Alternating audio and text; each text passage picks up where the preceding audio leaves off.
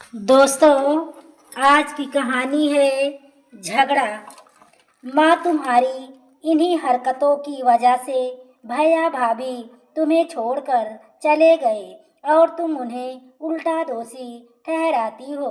खुद की गृहस्थी बर्बाद कर ली, अब मेरे पीछे पड़ी हो। कम से कम अपनी बेटी को तो छोड़ दो। गुस्से में गीता अपनी माँ प्रमिला देवी जी से बोल पड़ी। गीता की बात सुन प्रमिला देवी जी मुंह बनाते हुए बोली, वाह बेटा, वाह, तेरे भी चाल ढाल बदल गए हैं ना। शादी के बाद तू भी अपने भाई भाभी की भाषा बोलने लगी है।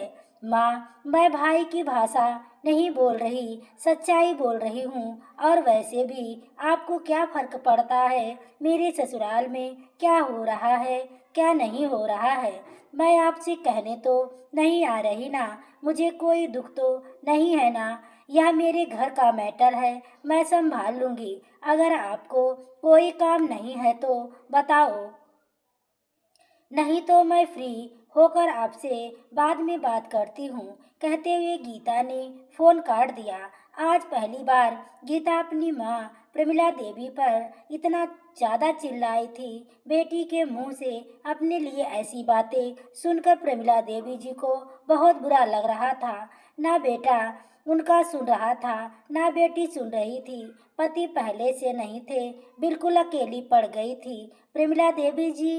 बेटी के शादी के बाद बहू के साथ उनकी कभी नहीं बनी, जिसके चलते रोज रोज के झगड़ा से तंग आकर बेटा अपनी पत्नी को अपने साथ लेकर चला गया।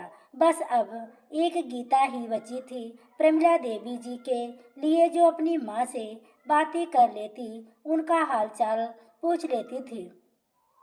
लेकिन आज गीता में भी गुस्से में अपनी माँ को काफ़ी कुछ सुनाया था। असल में प्रमिला जी का नेचर बहुत अच्छा नहीं था। वह ठीक महिला नहीं थी। वह इधर की बातें उधर करना जैसे उनकी नस नस में था। छोटी छोटी बातों का बतंगड़ बनाना उन्हें अच्छी तरह से आता था, जिसके चलते ही जब बेटे की शादी हुई तो प्रमिला देवी जी जानबूझकर बहू में एक से एक कमियां निकालना शुरू कर दी। छोटी छोटी बातों पर उसे प्यार से समझाने की बजाय डांटने लगती। आखिरकार तंग आकर बेटे बहू को घर छोड़कर जाना पड़ा।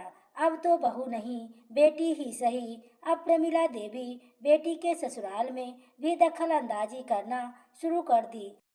जब से प्रमिला जी को पता चला है कि गीता की ननद अपने ससुराल से हमेशा हमेशा के लिए घर छोड़कर चली आई, तब से प्रमिला देवी जी गीता के पीछे पड़ गई थी। बेटा कुछ भी कर, कैसे भी कर, इस लड़की को जितनी जल्दी हो सके अपने घर से निकाल, जहाँ मर्जी जाए, कहीं अलग रहे।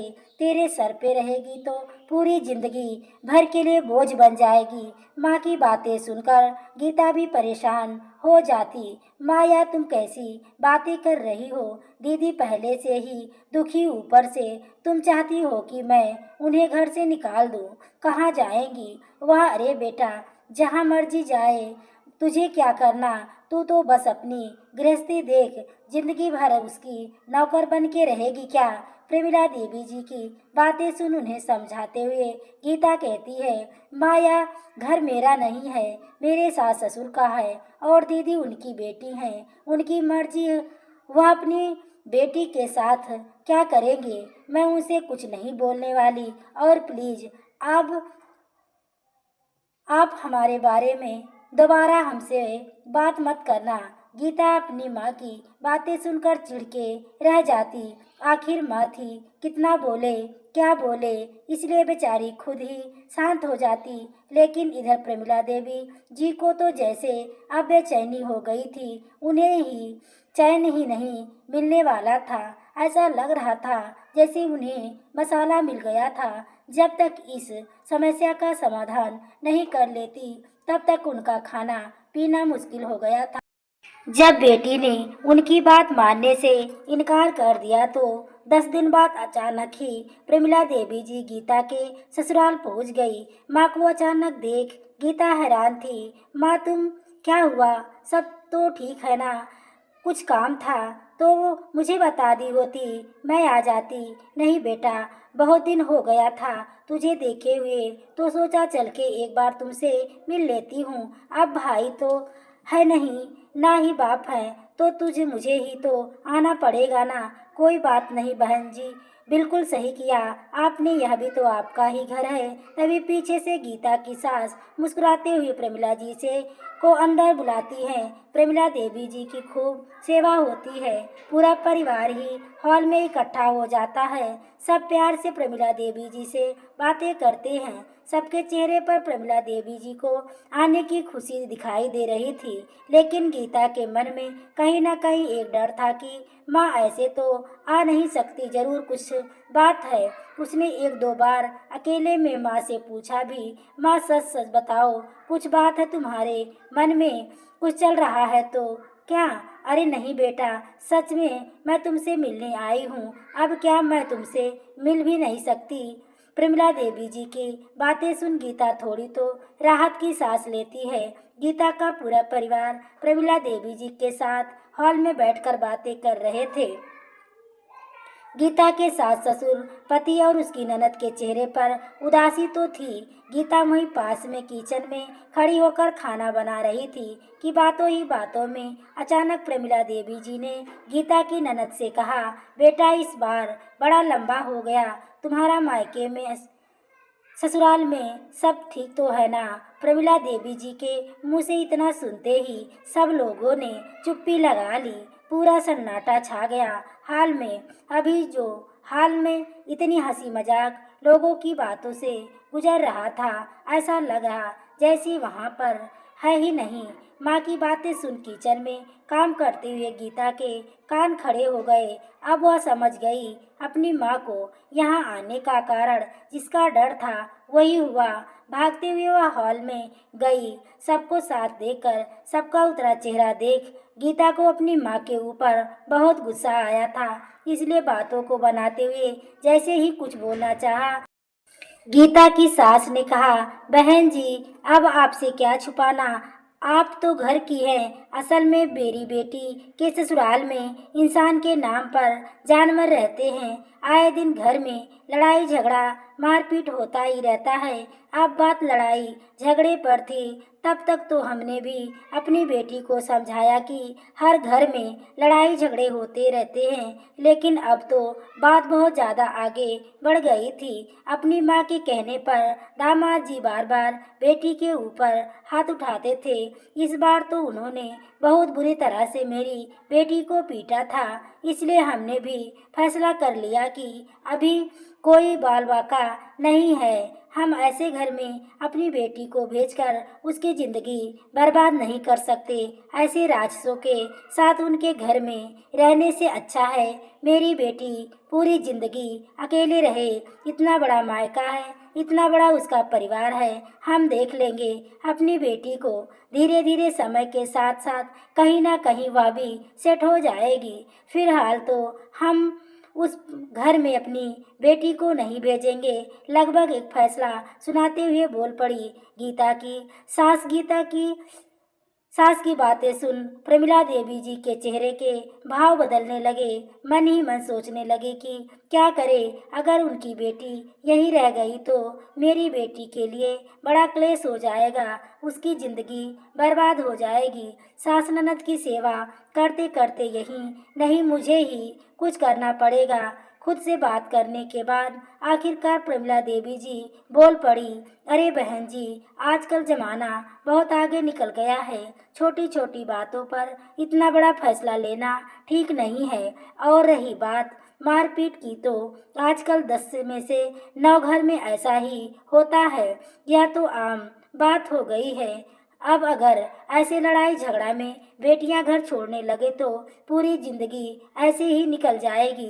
जिंदगी बहुत बड़ी होती है, अकेले काटना मुश्किल हो जाएगा।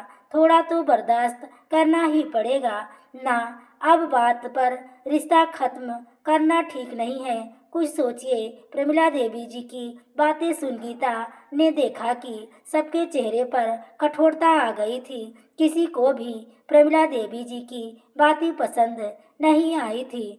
खुद गीता को माँ की बातें पसंद नहीं, इसलिए वह बीच में बोल पड़ी, क्यों बर्दाश्त करना पड़ेगा माँ? हाँ, क्या बर्दाश्त करे? औरत होने की सजा बर्दाश्त करे। बहू की कोई कीमत नहीं होती। बहू घर की नौकरानी होती है। रोज रोज के ताने गालियाँ वह बर्दाश्त करती है ना। अब वो लोगों के लात घूसे को भी बर्दाश्त करे। माँ, अगर आपका ही दामाद मुझे लातों से मारे पीटे और इस घर में मेरी कोई इज्जत ना करे तो आपको कैसा लगेगा? अरे बेटा, कैसी बातें कर रही हो? मेरा दामाद तो हीरा है। भला क्यों मारेगा? माँ, तुम्हारा दामाद हीरा है। सबके दामाद हीरा नहीं निकलते, किसी के कोयला भी निकलते हैं। हीरे को सहेजा जाता है, कोयले को नहीं। और वैसे भी इस बार समझौता करके समझा बुझाकर दीदी को हम वापस भेज भी तो थे। क्या गारंटी है कि वह दोबारा नहीं मारेगा? और आप ही कह रही थी ना कि जिंदगी बहुत बड़ी होती है, तो क्या पूरी जिंदगी वह लात घूसा खाते हुए बिता दे? उनका कोई मान सम्मान नहीं, कोई इज्जत नहीं। माँ, अभी दीदी की उम्र नहीं हुई है, ना कि कोई बाल बच्चा है। यही सही समय है सही फैसला लेने का। हमें वहाँ रिश्ता खत्म करना ही है और दीदी भी यहीं रहेंगी। जितना घर आपके दामाद का है उतना ही दीदी का है। और अभी कोई भी दीदी से शादी की बात नहीं करेगा। पहले उन्हें इन सब के बोझ से निकलने दीजिए, टाइम देना होगा। इसके बाद हम देख सुनकर अच्छे से जांच पड़ताल कर पहचान वाले के साथ उनकी शादी करेंगे, लेकिन ऐसे राक्षस के साथ दोबारा नहीं छोड़ सकते। और वैसे भी आपको दीदी की चिंता करने की ज़रूरत नहीं है, हम सब हैं उनकी चिंता करने के लिए। सबके सामने बेटी की बातें सुन प्रमिला देवी जी की बोलती बंद हो गई थी। उनका जवाब भी नहीं सोच रहा था कि बेटी को क्या बोले, लेकिन गीता की सास आंखों में आंसू लिए लगातार अपनी बहू को देखे जा रही थी। आज उन्हें अपनी बहू के ऊपर बहुत गर्व हो रहा था कि मेरी बहू आज मेरी बेटी के लिए अपनी माँ से लड़ रह गई, रिश्तों को ना देखते हुए सही गलत का फैसला किया। तो दोस्तों, आपको यह कहानी कैसी लगी? कमेंट में अपनी राय जरूर दें। कहानी अच्छी लगी हो तो वीडियो को लाइक और शेयर करें। चैनल पर पहली बार आए हो तो चैनल को सब्सक्राइब करें। आगे के नोटिफिकेशन के लिए बेल आइकन को ज़रूर प्रेस करें। पूरी वीडियो देखने के लिए आपको तहे दिल से धन्यवाद।